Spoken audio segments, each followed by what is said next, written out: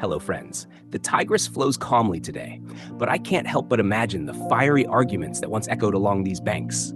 The shouts of priests demanding their share of the harvest, while kings insisted that they, and they alone, ruled by divine right.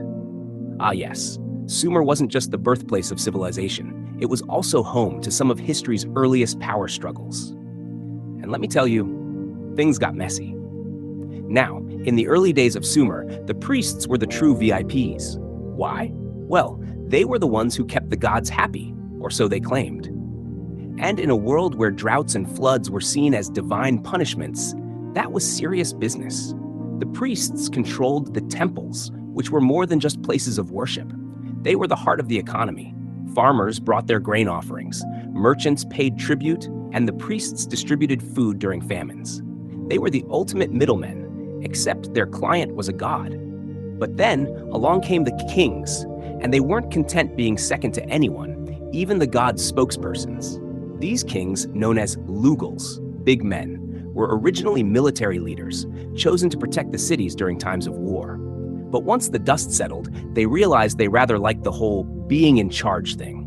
And so, instead of stepping down after the battles ended, they stayed in power. Clever, right? The kings began to claim that they ruled by divine favor, blurring the line between religious and political power. Why should the priests run the temple when I am clearly the god's favorite? Or so the kings argued. And just like that, the temple lands, once under the priest's control, started falling into royal hands. Of course, the priests weren't about to just sit back and watch their influence slip away. They pushed back with what they did best: divine propaganda. They warned the people that angering the gods by defying the priests could lead to crop failures, plagues, or worse. Oh, your barley fields flooded? Maybe you shouldn't have sided with the king last harvest festival, they'd whisper ominously. The rivalry turned Sumer into a political chessboard. In some cities, the priests held sway. In others, kings ruled with an iron fist.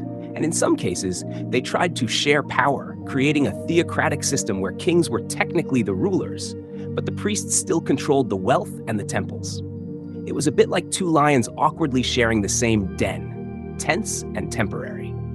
Now, while kings and priests were busy bickering over land and taxes, the real losers were the common people. Farmers were caught in the middle, forced to give grain to the temples and taxes to the kings. I imagine some poor farmer shaking his head thinking, first the priests take my wheat, then the king takes my sheep, what next?